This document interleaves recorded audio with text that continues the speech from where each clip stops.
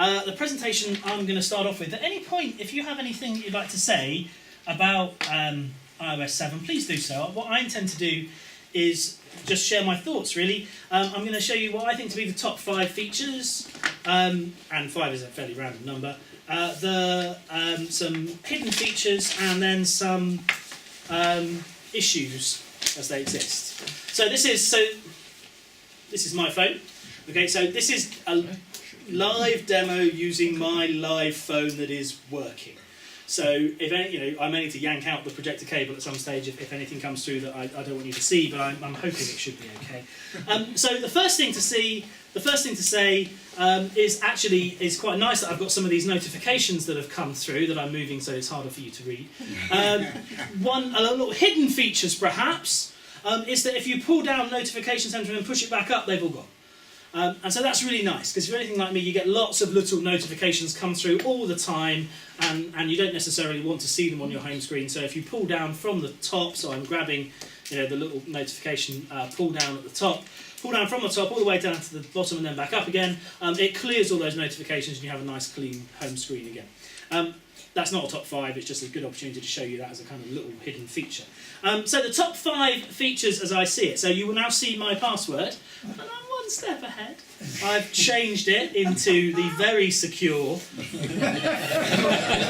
I will change it back as soon as this talk is finished. So this is our home screen, and iOS 7 has one of the main features of iOS 7 is obviously the look and feel of iOS 7. You can't see it on the projector, on this projector, you can on the one I tested on earlier, but there are parallax effects when you tilt the screen, when you open folders, there's all this kind of zooming in and zooming out kind of techniques. If you zoom into an app, it zooms in. If you then go back to the home screen, it zooms out. Fonts have changed, styles changed, everything is a little bit lighter. You can have dynamic wallpaper that moves in the background if you want to be really distracted and suck your battery dry. Then you can do... The whole general look and feel of the operating system is very different. The whole look and feel of the operating system is very different. Which is good and bad. Anyone want to share their thoughts on the changes, visual changes? I like the number of... within one folder, you can have 3 folders. It's unlimited, isn't it? Within one folder. Unlimited, yeah. Within one folder, so all your reference can just stay in one. Yeah, so I've got like most people I'd imagine, I've got a page of things that I use regularly, and then a page of stuff that I don't use very regularly, and I've had to just in the past invent different folder names that really are the same thing because I was limited. So there's kind of research folder and there's a utility folder, and then on the front page there's a tools folder. And what's the difference between tools and utilities? Well, tools are the ones that I use regularly, and utilities are ones that are a bit further back. But now, if I wanted to, and I just haven't done so, I could put them in the tools folder and just keep flicking through and scrolling through. Perhaps this will be a good opportunity to do one of the little hidden in inverted commas features. Search is now just so much better, I find. So to launch an app, to be honest, I very rarely flick through the home screens like that anymore. I now just grab hold of the screen anywhere but the very, very top, pretty much. So grab hold of the screen, pull it down, and you get the search menu. And if I want to launch an app, I will just type a few letters, and it's just like Spotlight on the Mac, and then you just launch that app straight away. So I don't actually really flick through my screens anymore. In fact, I couldn't find where most of my apps are. I just end up searching for the app that I know exists. So that's a nice kind of little feature. Spotlight is now much more powerful. It's not Spotlight. Well, the search is now much more powerful, and it is kind of that slightly hidden. You used to have to swipe to the right, but if you swipe to the right, you just get this, and you just get that continuously. It's not going to do anything. It's that little pull-down gesture that will enable you to search your phone, and then that's much, much more powerful. And that is my main way of launching apps now. So that's a nice new feature. Anything else about the look and feel before I go on to the second feature? I think a diagonal swipe as well brings that search up. It's a vertical stripe. So if the reason the reason it might work with the diagonal is because the phone interprets that as a vertical swipe. There's always a little bit of tolerance, isn't there? Because if it was truly vertical, no one would have. I certainly would never be able to do it. I'd probably do like a curved C on the phone if you think about where your thumb is. When I upgraded to iOS 7, I got the distinct feeling that it was for the Chinese market, or the Asiatic market. The colours are not European. Yeah, the colour palette is an interesting one, and it's caused quite a lot of controversy. And there are some issues about the nature of the colour palette. The colour palette is certainly unusual, and it's different. And it might just be that if you're being positive, you could say it's groundbreaking. Being negative, you could say it's garish. I probably think it's somewhere between the two. Equally, there's some controversy about new icons. So the Safari icon causes lots of hassle because apparently, if you're a designer, the circle's too close to the edge, and it's a bit big and a bit I don't like the icon. I couldn't specify why. Equally, the settings icon looks a little bit weird. But yeah, I mean there are lots of changes. I imagine they're evolved. I think some of the icons are very reminders is very simplistic. Where is it? Here it is. Newsstand is now I think far less useful than it was before. Anybody that used Newsstand, you can't see what magazines you've got, but on the plus side you can stick it into a folder. Yeah, I was quite disappointed with the weather icon. Yeah, I don't. It's interesting. The weather. So where's my weather? The line With on the the calendar, bottom left. with the default calendar, it tells you the date. With the weather, I was kind of hoping that it'd tell you that your local weather.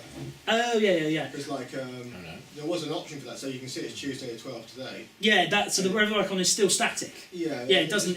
Nice because So in Android, it changes. So at a glance, without even opening it, you can see that it's sunshine and clouds. On IOS7, it's always sunshine and clouds. It's never rain or anything like that. Yeah, I mean, look out the window. yeah. Well, it depends. If you want to, I mean, the new weather app has received some. The new weather app has received.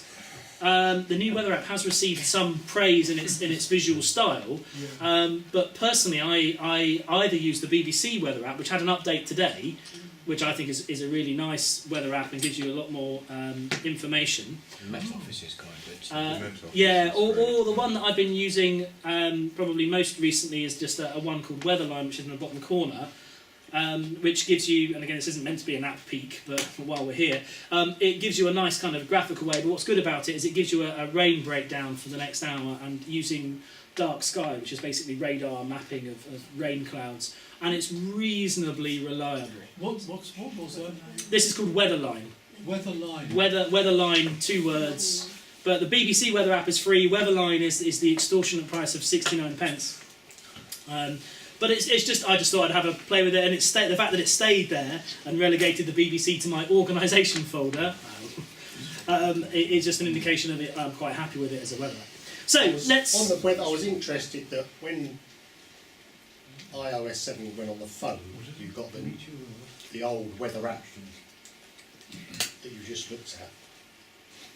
But then on the iPad, they haven't got one on there. No, so the good news about the BBC weather app, I'm not marking use the Yahoo BBC. one. So the BBC weather app, this weather app is now iPad native. This update that arrived today is iPad native. I don't know what that means because I haven't launched it on an iPad to see, but hopefully this now is now going to be one of the best weather apps for you to use, and I'd put it on your iPad.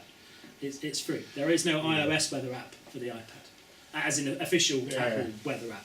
So I would go for the BBC one. So let's move on. Second feature that I think is really nice is Control Center. So if you, and again, I'm sorry Tiff, I'm telling you to suck eggs. If you swipe up from the bottom, you get Control Center.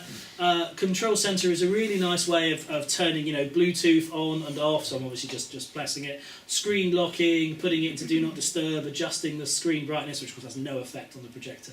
But in my phone, it's getting brighter and darker. And volume controls and everything else. But perhaps the best thing are these little apps on the bottom. And you can probably see on my home screen there is no camera app, there is no calculator app, there is no flashlight app. There always was, and in fact it's probably somewhere in tools. Yeah, I use the light app, but now I don't bother. I just swipe up, touch the flashlight, and it turns on the little LED. Turn it off by tapping it again, and it's very, very quick.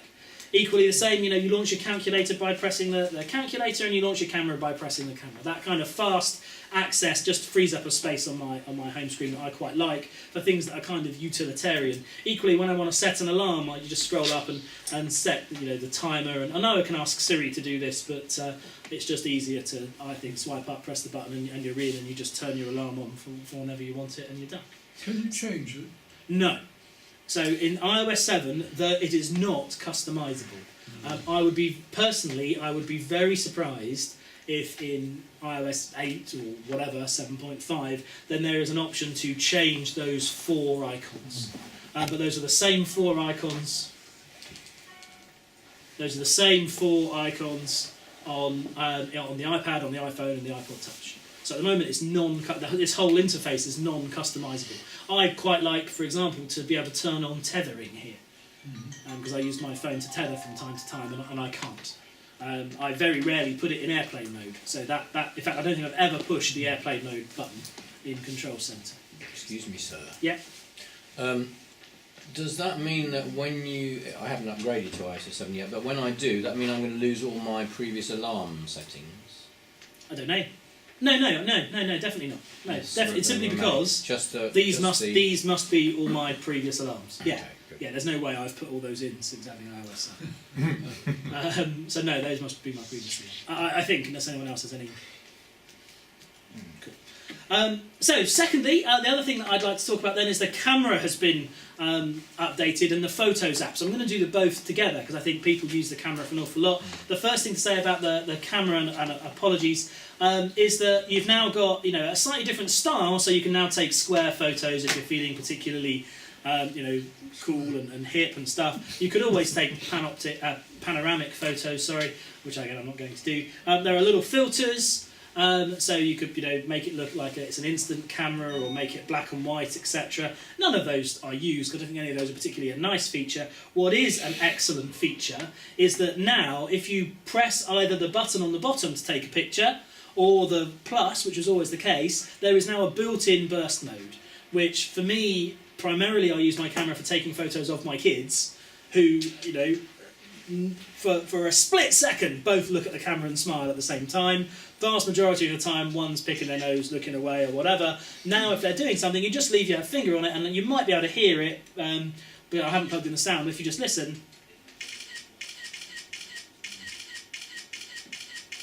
so I've now taken 10 photos of Mike looking bored at the burst mode. So burst mode is, I think, a really nice new feature of the camera app. Which works in everything from the 4S upwards. So if you upgrade your iPhone 4, if you've still got one, you won't have that burst mode. But that's I think a really nice new feature. Secondly, sticking with photos, the actual Photos app is now so much nicer on 16 photos I took. So if you have a look at your photos, there are photos today, but what's actually really nice is they now group them by moments and things like this. But even better is you can now zoom out in collections and zoom out to see, it groups them automatically by where you are. So that's when we went to the West Midlands Safari Park and then Eden Project and things. And then zoom out even further and you can see my photos for the years. Now, this might look not particularly useful, but it really is. If I'm looking for a photo that I took, and I remember when I went on holiday and it was of the swimming pool, very clearly you can see in that spread in 2012 where the swimming pool photos are. And so rather than have to flick through and scroll through it speeds it up, and if you put your thumb on it, you get a little preview of all those photos. So if I have to look on my phone to do this, so those are the little preview of the photos, and if I'm looking for, Dylan being a shark, there is a photo of Dylan being a shark, which will be quite difficult to find otherwise unless you have spent the time putting in metadata and tagging and use the words Dylan and a shark. So no, I think the camera app is really nice, and I think that feature, which works really well on, I know mine's an iPhone 5, but my wife's got a 4S and it works really well with that. With a 4, I imagine it might struggle a bit because it's quite a graphically intensive thing to do. So how do you zoom out? I should have said. I could see what I was doing. You just press collections in the top corner. So to zoom in, you just click on each one. So this is this is just a location thing. So you just keep tapping and you zoom in. To zoom out, you just tap on the top of the screen. You just tap collections. So it's automatically grouped all these together because they're photos taken in a relatively similar geographical area. So it does that automatically for you. You have no control over that, which again, for a customisable thing, but it still works really nicely. And then you just tap collections to zoom out, so it's grouped it by Devon and Dorset, and Devon and Finch Hampstead is where my wife's family live, and then it zooms you out again to do it by years. So you're just basically zooming in automatically until you find the photo and area that you like. Oh, that's a movie. Let's not show you that. Right, so Photos app I think is a really nice upgrade, an excellent upgrade, to the point at which I used to use, like a lot of you I imagine, I used to use Camera Plus to take some burst mode photos. Camera Plus is a really, really good app. I don't use it anymore. The built-in camera app is now does everything that I need and does it really quite well. The next thing I'd like to talk about is multitasking. So if you double tap the home button, you get the new multitasking view, which is quite nice. It allows you to flick through and see what apps are open. And then so jump from one app to the other. Perhaps slightly controversial is that these apps now, some of them, if they're rewritten, should update automatically in the background. So if you flick across to the BBC weather app that got the iOS weather app, that will update. So although it says now, it's because it is now. If you look at this in an hour's time or whatever, it would have moved to the 8 o'clock thing. So it should automatically update. Some apps don't because they haven't been rewritten. But the vast majority do. So Tweetbot I've told not to update, but it does tell me, helpfully, I've got 197 new tweets, but it's not updated that page yet because I haven't read those 197 tweets. How do you trigger that action? It's automatic. So you have to turn it off if you don't want it. So the app will come in with that built in, and somewhere in the settings of the app you can turn off automatic updates. Yeah, how do you get that screen to come up? Double tap the home button. So if you've got an app that's causing you problems, you can kill it. And to kill it, you just put your finger on it and just swipe it up, and it just swipes away like that, and it's dead. It's just removed from memory. If it's causing you any bugs or whatever, you can remove it. If things aren't working smoothly, then you can certainly flick through, and if there's a particular app that you think might be hogging some resources, you can kill it. And it's always a good point of call. If you've got a glitch that's annoying you, because it always happens, then one of the best things to do, to start with anyway, is just to try to kill all of these apps. Most of them are not actually running properly, but some might be. This will drain battery as well. The fact this feature exists will drain battery slightly. But personally I haven't noticed the difference, and I think having the feature there is far more beneficial. Is there a function to close all the apps? There is not. So like before, you could know. The way you close all apps is by swiping each app up individually. Yeah. You can do two at once, which is kind of weird with two fingers. But that's it, I'm afraid. Two at once, and then everything is dead. Okay. So that's a nice feature allowing you to switch between open apps. It just gives you another way. I mean, you are. If you're using something regularly, it depends. You could pull down and search for it, as previously discussed, or you could just double tap and swipe across and then launch it, and it launches really quickly. Oh, I shouldn't show you that's coming. Earlier on, you toggled between your two folders, tools and utilities. How did you do that? Was that the same method? No, yeah. So sorry. So no, it was the same. It was the tools folder. So the tools folder is up here. Yeah. In the tools folder, because I've got more than 9 apps, it's automatically populated another folder over here, and you can see that because you've got the little dot on the bottom. Oh, I see. So it's the same notation as they use on the home screen, and so you just swipe up from left to right. So right. to do that, I'm just swiping as you would do a normal kind of home screen. Apple think this is a good thing. I think, and while we're on it, I think, and I know Darren agrees with me, I think it's a really bad thing, simply because it also is the same on the iPad. So you've got this lovely 9.7-inch screen, you click on a folder, which is there for a reason. You've got lots of apps in the folder, and it will only show you 9. Yeah. Even though the screen is massive. And so you end up with subfolders in folders on the iPad, and it kind of defeats the point, I think. And so I think that's a bit of a pain, but nothing major, because again, most of the time I launch by doing that pull down and doing the swipe. So background app updates we've kind of talked about. Continuing straight on, and it's a bit of a segue, but I wanted to do 5, not 6. As well as this kind of multitasking screen, apps will now, if there's a new update for, let's say, any list or whatever, the podcast app, it will automatically download it for you and let you know that it's automatically downloaded it for you. You don't have to do that, and you're prompted, would you like to turn on automatic updates? I think it's great. So if you go into the App Store, That's in my stores folder. You can see that it has automatically updated on the 12th today. It's automatically updated Trainline, Yearly, iPlayer Radio without me having to go to the App Store and say download all of these. There's also a new update pending, which has obviously only just come in. If I leave this and plug it into power or stop using it as intensively as I am, it will download that automatically for me and put it on the home screen, or put it in its normal place. Sorry. Some people don't like that because you don't know what's new. And it's quite nice sometimes to see what's new. So, for example, the Trainline has been updated to version 3. There's new stuff. There's now new mobile barcode tickets. The only way I'll know that is either launching the app directly or by going into this updates in the bottom of the App Store and seeing what the update is. So if you prefer to be a bit of a control freak and be in complete control of your app updates, and that is quite important because sometimes a developer will add a new feature to the app which removes some functionality that you really enjoyed or used or wanted, and so you might not necessarily always want to update. Once you've updated, you've updated. There is no going back to a previous version. If I wanted version 2 of the Trainline back, or whatever it was, I can't get that back now. That's done that automatically. So it comes with a little health warning. You need to be slightly careful about managing that. And then the fifth great feature, I think, is the new Safari. I think the new Safari is really, really nice. Sorry, I'm going through 3G, so it might be a little bit slow.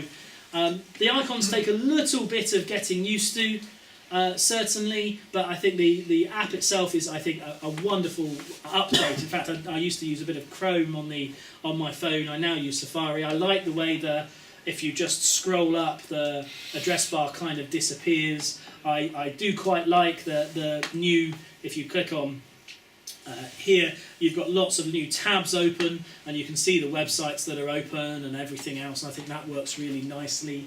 Again, if you're worried about memory, you can kill them by just swiping to the side, and it kills the particular website. We can see, and this is always a bit dodgy, we can see other websites that I've got open on my laptop or on my wife's phone because we share the same iTunes account, so that'll probably do. So these are tabs that she's got open on her phone. If you've got a website open on your computer and then you just shut it down or you just go away and then you get your phone out, you'll see those tabs that are open if you want to.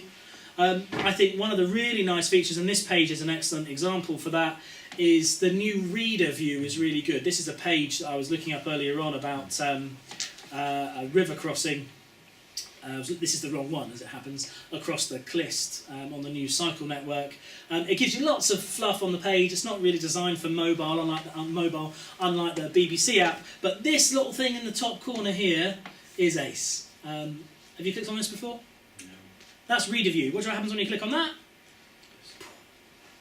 Lovely mobile-ready website in reader view. All the fluff and stuff around the edge is removed. Not necessary if the website's designed well enough. I'm not being critical of Sustrans, they're a charity, they've got limited funds. But actually, reading that is a pain, even though iOS does a very good job of zooming in to the bit I want to look at. It's still just not very nice. That reader view, going back to the top, that reader view there works on every website, and it will just filter out all the additional fluff that you don't necessarily need or want when you're on a mobile. In other words, all the fluff that's kind of over here, and just allows you to read the particular article, which works, I think, really, really nicely, and perhaps is a little hidden feature. Any thoughts or comments then, or experiences that you'd like to share about those 5 features? Could I ask you a favour? Yeah. Can you show how you put something in, how you create a folder and put something into it? Sure. If you've got time. Yeah. Let's do that at the end. So I'm going to show you some hidden features now. Some of these aren't particularly conducive to this kind of demo. They're not really hidden. They're just features that you might have missed. So I don't use the iOS calendar app, but I use Calendar an awful lot, and I really don't like this kind of default view. I think it's a pain. I much preferred the old list view, and you look along the bottom and you think, how do I get my old list back? as to how it works. There's no option God. up here. There's no, there's dates across the top, and you That's think, yeah, really, really annoying. and so, and it works landscape. But there's still kind of no indication. Yeah, I've now zoomed out. I just want to see what's happening tomorrow. For the next few days. Apple have decided that this view is better than list view. I disagree. List view is here, but you have to tap a button for it, and the button you have to tap is the magnifying glass, obviously. So it's a kind of pseudo hidden feature. If you tap the magnifying glass, you get your list view back, because it's kind of your search panel. And as long as you leave it in that view, next time you launch the app, it will launch into list view. So it does still exist. It's just perhaps a little bit of a let's just make. It is just perhaps a bit of a hidden feature, unnecessarily so, but it's just a design decision made by Apple. We will talk in a future meeting about calendar apps, because I use Fantastical, and it's fantastic. So the next thing, if you've got a song playing or anything like that, so this is always going to be embarrassing. Oh, that's right. In Control Center, which I couldn't show you earlier on, you've obviously got all of the media control playback features and everything else, but also by just tapping the song, you go back into the music app, and that's kind of a hidden feature that's not clear. That works with any media you've got playing. So if you've got a podcast playing,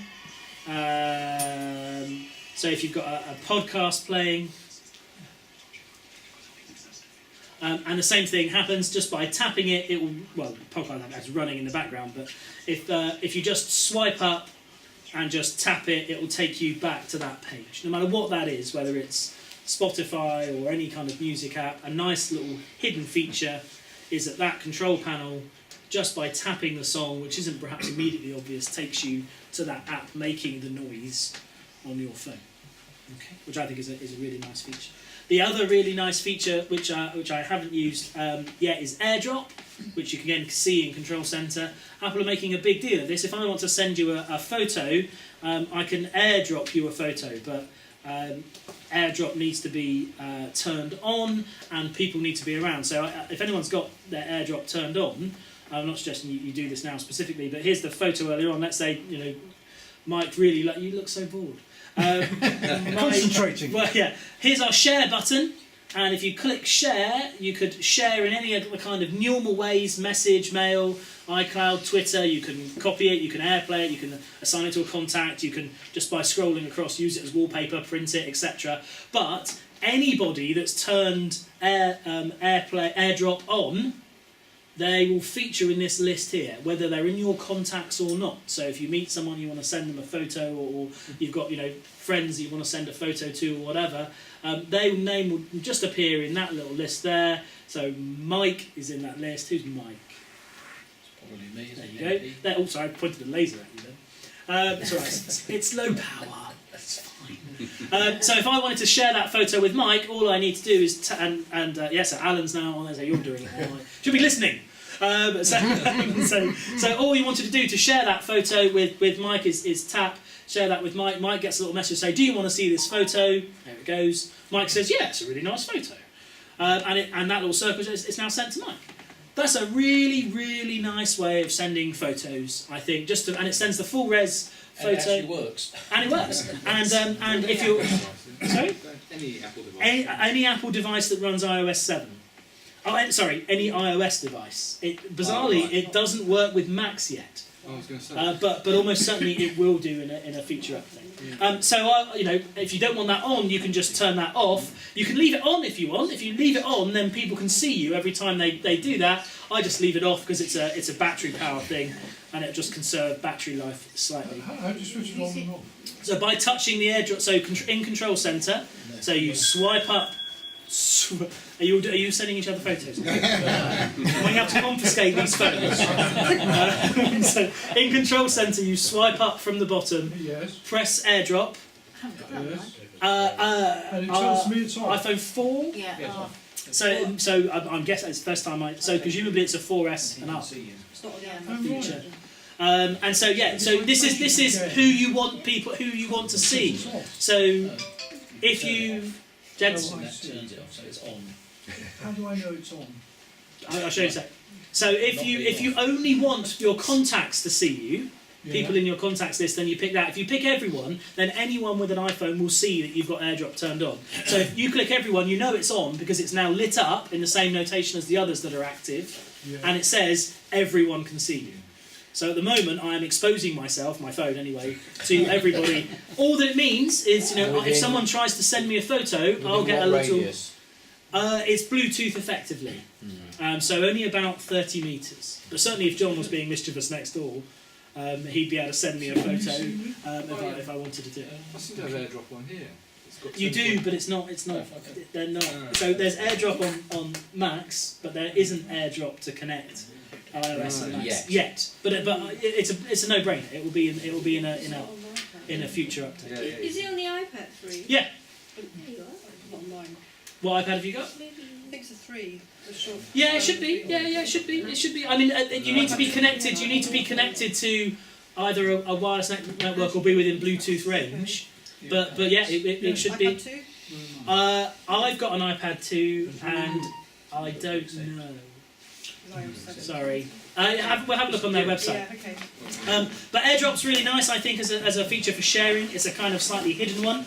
One of the great new features, which again is perhaps slightly hidden, so in settings, there is a much greater emphasis. So just in settings, there is a much greater emphasis on privacy. There is a much greater. You're all playing with your phones now. Put your phones down. There's a much greater emphasis. So you can turn on things. You can restrict. So these are the apps that are looking at my contacts. I've turned off Google and you can go around and give each individual app access. I've turned off LinkedIn because they're notorious for spamming contacts and things. You can limit what apps have access to your microphone.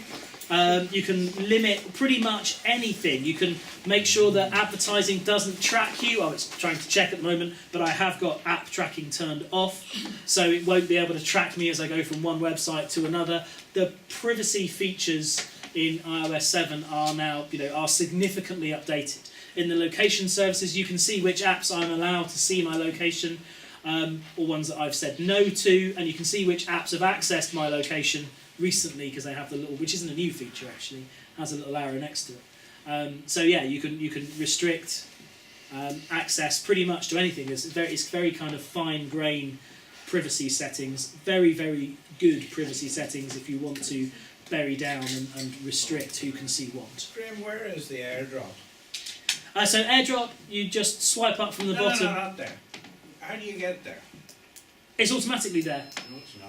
If you haven't got an iPhone, what are you Is using? it only in 5? Sorry? Is it only in 5? No. I have a 4S, it's not there. I was just wondering how you... Okay, so it must be 5 and up then. Yeah, If it's not there, then it must be 5 and up. right, it's 5 I then. can check. I'm sure my wife's got it. She's got a 4S. Has anyone else got a 4S? Yeah. I've got a 4S, but I haven't got enough space. Oh, I see. I've got iOS 7. I've got iOS 7. I'll have a look. I thought a 4S could do it, but maybe it is a 5 up. Maybe it's a 5 up, which is a shame because I think it's a really nice little sharing feature. So Glenn, how do you get that bit? So at the side there, you just. How do I get which bit? Sorry. Well, you've got the list of. If you go back to that last. So in settings. Yeah, I've got settings. Yeah. And then you scroll down. So yours might look slightly different because all carriers are different, but you scroll down to privacy. Oh, privacy. And then you can toggle the privacy settings. Okay, thanks. Okay. I'd like to move on. There are some fantastic new sounds. I mean, I'm still very, this is my phone sound. Actually, it's most people's phone sound. But if you wanted to funk things up a bit, there are some really nice. There are some really nice both ringtones and message tones, and I have changed my message tone and everything else. I'm going back to the phone for phone calls. But there are some really nice new sounds which are fairly hidden. If you wanted to have a little play, you could do. And if you haven't, you can assign, which you always could, but you can assign a different ringtone or a different text tone to different contexts. So if you wanted to be, mischievous, you could set, I don't know, your other half's ringtone to It's the bringer of silent.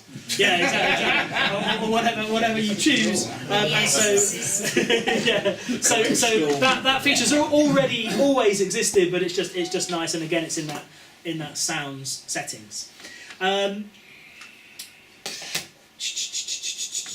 One other feature which is quite nice is that if you're on a contract where you've got limited number of minutes and you use your phone for an awful lot, you can now use FaceTime to do an audio call only. So if I pull up Dylan, this makes it look like he's got lots of things. He really hasn't. We're just hosting various things for him. This is my son. Under FaceTime, there's a little phone. You can do audio only FaceTime. So it's basically a voice over internet call, a Skype call using FaceTime. But what's good about that is two things. One, if you're in a free Wi-Fi hotspot, it's free. You're not using any of your minutes up. You're just using the Wi-Fi stuff that you're connected to. So if you're in a hotel or a cafe or a coffee shop or whatever, then that works as long as the other person has an iOS account with an iPhone or an iPad or something that can receive those calls. And secondly, it's much higher quality than an audio call. It's much higher quality. Audio calls are compressed for various reasons over the mobile phone network, and it's why, when you're on the phone and you have to give a letter and you say F or S, everybody in this room heard the difference between that letter. When it's transmitted over the mobile phone network, because of the way they're compressed, they both sound exactly the same. Over FaceTime, you'll be able to tell the difference because it's in technical terms, it has a much wider bandwidth that allows you to differentiate sounds better. So, a hidden feature perhaps. Why do you use that instead of Skype though? Yeah, but if the other person hasn't got a Skype account or uses Skype or whatever, I mean, yeah, you could use Skype. It's just another hidden feature. Is that better than Skype in any way? I don't know actually. Better in the fact that it's zero setup and everything else. So the reason that Dylan looks like he's got a FaceTime account is because we've put that on the iPad 2 we have at home, and rather than assign it to me because I've got end up having 3, we just thought we'd get a free iCloud account for Dylan and put him in there. So that actually would ring the iPad, bizarrely. But my wife, that would ring her. Oh, it's my mum. You must stop confusing them. Yeah. That would ring my wife's phone, and assuming she's in a data area, then it would connect via audio and works really nice. But yeah, Skype would work exactly the same way, except this is built into your contacts and built into your phone app, etc. So you could put it as a favourite and use the phone as you normally do. But Skype can be used between any computer. Exactly. This will only go between exactly. the iPhone. Yeah, not debating it. No, it's why it's a hidden feature, not one of my top 5. But it is a feature that's there, and definitely I think worth considering if you're in a free Wi-Fi area and you're calling someone else on an iPhone who's in a Wi-Fi area. Can I make a quick plug for GiftGaff? Yeah? Do you work for them? No, not at all. It is a community-based telecoms on O2. It's very polished. It starts well. And it's low. It's low in cost. Yeah, GiftGaff, do they have your mobile phone contract? It's a pay-as-you-go. Yeah. So yeah, I mean, GiftGaff. But anyone else use GiftGaff? I used to, but then I needed to get an answer. To questions. Yeah. And it's easier to just go to the O2 shop and ask. So you asked in O2? Yeah. So I ditched GiftGaff and went to O2. Did he get as good a deal? Let's. Well, yeah, because I only paid £10.50. Let's save this discussion for the break. Yes. But yeah, there are pluses and minuses to all Yeah. mobile phone carriers, and yeah, I'm with 3, and yeah, I'm very happy with them. Darren's recommendation. Any more hidden? Yeah, a couple more hidden features just to show you, and it's kind of a hidden thing. I can't show you this actually. iCloud now will sync your keychain, so it will sync your passwords and your credit cards if you're happy to do so, and so. If you are ever ordering something on the phone, and we've talked about security issues for that in the past, rather than having to type your credit card number in, it will say, do you want to use this particular credit card? It will keep it all in a secure keychain the same way as it does on your laptop or your Mac if you allow your Mac to do it. So it will synchronise all of your passwords from your Mac desktop or laptop to your phone and back again, so you don't have to fumble around finding passwords and type them in. Same with credit cards, it will remember your credit card number. And if you go to Amazon, if I went to the Amazon shopping app, for example, so I might be able to show you this. If I went to the Amazon shopping app and decided I wanted to buy something, I can't show you actually because it's at the final stage. Go on to the next Yeah, exactly. It will where you type your credit card. If you just tap that box, a little pop-up will pop up. Well, yeah. And say, would you like to use this credit card? And you click yes. You can turn that off. There's a lot of horrid-looking faces in the room. You can turn that off if you don't use it. Personally, I'm very happy using it. I was topping up my Oyster card, but they don't allow keychain iCloud. Some websites password. don't, like PayPal and everything else. Okay. How do you do that? Sorry, how do you get them to do that? It'll ask you the first time you type in a credit card. So if you're doing it on your laptop or doing it on your phone, it will say, do you want to use keychain syncing? You can say yes or no, and you can turn it off in the, again, same thing in the settings. You can turn it off as part of the iCloud settings. Oh, So in the iCloud settings there is keychain. Oh, I've got it off on my phone. In fact, you can turn it on or off. Okay.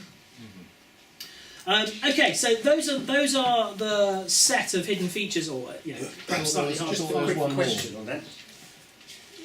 I put my password on here, and I just go to turn it off, and it comes up with turn off iCloud keychain ? And it's got keep using iCloud keychain, or turn off and remove passwords. Yeah, in other words, delete the passwords from your phone. So it's on, or you have to type them all in manually. So what? Because I just put keep using iCloud keychain. Yeah, so all that's doing is it's saving your passwords on the phone, so that next time you go to that site, the password is already pre-populated on your phone. So you can, again, same thing when you're doing it with the Mac, you can have that on or off. It's just now called iCloud keychain syncing, because it will sync between your iPad, your iPhone, your Mac, or what, you've got a Mac and an iPad, it will sync between those two. Whereas before it didn't ever sync. So you had to type it in on your computer the first time, you had to type it in on your phone the first time. Now you don't need to, they sync. Now, if I rushed up to his computer when he had it open, will I be using his iCloud? If you then went to Amazon and he got iCloud keychain, yeah, absolutely. Because that worries me more. Yeah, it's an interesting. Yeah, I mean, there's always this balance of security versus convenience. And yeah, absolutely. Of course, if you've got anything like iCloud, I mean, Siri is a this might scare you slightly. So with your phone, if your phone's the projector takes, you can access Siri, you can access Control Center whilst the phone is locked. This phone is locked. It has a passcode in, but you can see all of these messages that are coming through. You can see where I am, what my calendar says, what's happening, what's my to-do, etc. You can see things. And you can turn all of those off in privacy settings if you want to. You can turn Siri off, because Siri will allow you, and live Siri demonstrations are always good. Who do you belong to? And if you didn't know it did this is quite scary. So Rob goes out, leaves his iPhone. I now have Rob's full contact details, including his date of birth. Well, it depends how much he's populated in the contacts. And so it does belong to me. That is all my details. And so it's a balance of security versus convenience, isn't it? And so you just have to be, if you're concerned, you can turn all of that off in that settings, and it's very easy. Apple make it very, very easy to turn. But it's the same with you should have a password on certainly on your laptop. My laptop, when it goes to sleep, defaults to a password, so you have to type it in when you unlock it. And that's the password you need to put in. Yeah. No. It won't. So how do you do it on the laptop to sync in with this? No, so that is a lock screen password that you can't synchronise between the two. You can't. Just like you can't pre-populate that PIN, because that's a pointless activity, isn't it? You can't have that password pre-populated. And the same with the lock screen on the Mac. You can't have that password pre-populated. We need to move on because we're going to run out of time. So one more question on keychain. We've got 6 minutes. How do you do the keychain on the laptop? I'll show you in a break. Okay. John might show you as part of the Mavericks talk. Oh, right. Because I suspect you will. Issues. In fact, this fantastic segue. One of the issues of iOS 7 is that security issue that I've just kind of shown. You know, it's not just iOS 7, but iOS 7 does go out of its way to make things easy, to make things accessible, and perhaps the best example is the home screen. You know, that pulling down on the top whilst the phone is locked will give you lots of information. You can't do anything with that information. So, for example, if I wanted to go, you know, I preview quite a bit as a message from Pudsey Bear, you know, that message from Pupil, you know, so you can't preview it without tapping it, and then it says put your password in. Yeah, exactly. But you can't. But it does allow you to see perhaps more than you'd like the average person to see. So there's so there's my mum very excited the fact that Timoth is getting a Waitrose.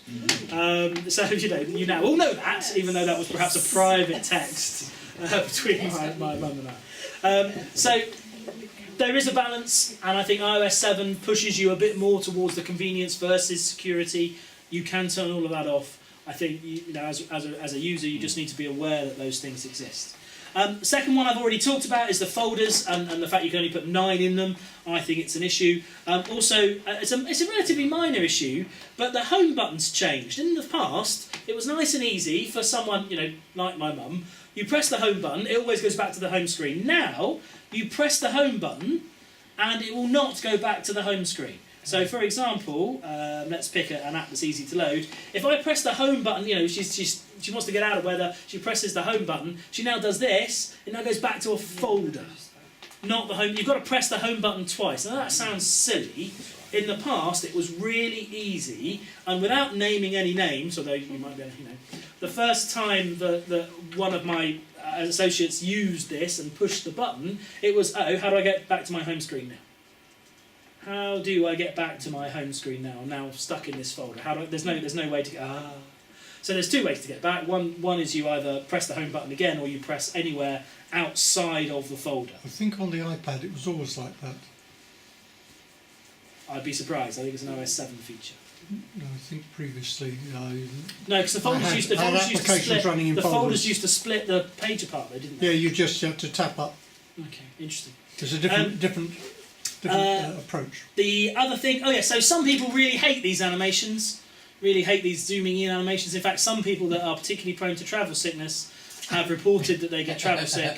I was feeling a bit sick earlier on when you. Well, it does. On a big screen, and I am going quite fast. You can turn all those off. So in general settings, you can turn off all these features. You can turn off, so there's Siri, where you can restrict what Siri can do. You can restrict what Spotlight can search for. A nice hidden feature is that you can change the text size. So if I change it, everything that supports dynamic text will now be nice and big. So if you are, and please don't take this the wrong way, if your eyesight is perhaps not all it could be, you can adjust that setting all the way to maximum, and now every app that supports that will have the biggest font size it can cope with automatically, which is quite nice. And that's about it. That's our kind of take on iOS 7 with 2 minutes. One piece of information for anyone who needs any more. There is a free iOS 7 guide on iBooks. Yeah, of course. Yeah, good. In iBooks, there's a free iOS 7. It's not, and iBooks obviously on the Mac as well now. Is a free PDF you can download. There's loads of stuff on the website, of course, and that's a bit of a quick fly through of some of the features of iOS 7. One nice little thing which I found out the other day is that when you click, if you turn it off, hit the where it says slide to unlock. I always used to go to where the arrow was. Oh no, you can do it anywhere now. You can do it anywhere on Yeah, sorry, I should have said that. Yeah. Why didn't I know that? Yeah, no, you couldn't do that before. Before you had to grab hold. There used to be a little box down here, and you had to grab hold of the little box and slide it across. Yeah. Now, if I touched, anywhere, yeah. and you get other bits of information that are nice. If you've got a countdown timer on the lock screen, it shows you how much is left on the countdown timer. So if you set it for 2 hours or whatever, and you turn the phone back on, you don't have to unlock the phone to see how many minutes you've got left. It tells you there instead. It gives you a little countdown timer. And as always, quick access to the camera is in the bottom corner. You just hold it and swipe up, and it launches the camera straight away. And again, you can, I'm sure a great prank for less mature college students is going to be while their mate goes to the toilet, you get their phone, you unlock their camera, and you take photos of everything you possibly can, and then you close it again and put it back down, and they'll never know until they open their photos app and have to work out who that belongs to. So security, you can again, just because I'm sure you're thinking, you can turn that off. You don't have to have that as a feature. The iOS 7 has, the physics behind it is actually really, in fact, the physics engine they've used, is really quite nice. It's in terms of real motion, so it does things like you can bounce it from the bottom, and if you throw it down hard enough, you can bounce it off the top of the screen. The whole kind of interaction is not. These are not. Oh no, these are not. I might have just shown you my previous picture. These are not. I have to change it definitely now. It's all the muscle memory lost. These are, these animations that you can see they're not pre-designed animations. They're physics-based animations. So if you push it harder, it moves faster. And the rate at which it moves depends on how hard you push it and how fast you push it. And that means it feels very nice to use for most people rather than a pre-scripted animation. Okay. One question. Yeah. Two questions. Very quick one. In settings, and you've got the buttons come up. Mine are just green. Yours seem to be green and have a bar in them. Oh, you've got to be special for that. Oh, right. There's a setting somewhere in settings, Right. Which I found, and it says show button indicator, and I thought, what does that do? Pressed it, and it shows a button indicator. I'll turn it on for you if you like. It is a nice little. It's a kind of hidden feature, but you don't need it. It looks nice. So I've turned it on mine. It's somewhere in settings. What values does it take? 0 and 1. Oh, on and off. Oh, 1 says it's off. Means it's off. No, 1 is on, isn't it? Yeah, one is definitely. Oh, sorry. Yeah. It's a binary on off thing. Okay, so let's move because I don't want to eat into John's talk. To remind you of our hang on, I've gone back a slide. Sorry, I must have played with this while I was doing my presentation. So that was the presentation you've seen. Just a quick reminder about the raffle.